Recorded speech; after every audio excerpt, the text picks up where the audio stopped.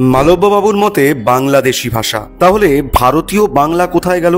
Delhi police নাকি ভাষা শুনেই বুঝে ফেলেছে ইনফিল্ট্রেটরকে। মালব্যবাবু খুশি হয়ে বলছেন বাংলাদেশি ভাষা নাকি আলাদা এক ডায়ালেক্ট, কিন্তু উনি জানেন না বাংলার 5টি প্রধান উপভাষা রয়েছে। রাঢ়ী, বঙ্গালী, ঝাড়খণ্ডী, রাজবংশী, কামরূপী, সবই তো বাংলা। তাহলে কোনটা ভারতীয় আর কোনটা বিদেশি কে ঠিক করবে?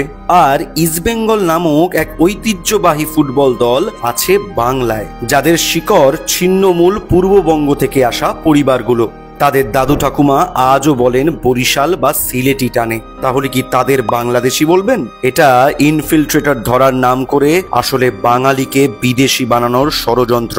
আর শুনে রাখুন, জয় বাংলা কোনো বাংলাদেশি স্লোগান নয়। এই শব্দ লিখেছিলেন বিদ্রোহী কবি নজরুল ইসলাম, লিখেছিলেন বিপ্লবী পূর্ণচন্দ্র দাশের মুক্তির জন্য। তাই আপনারা যতই ঘৃণা ছড়ান, আমরা জোর গলায় বলবো জয় বাংলা।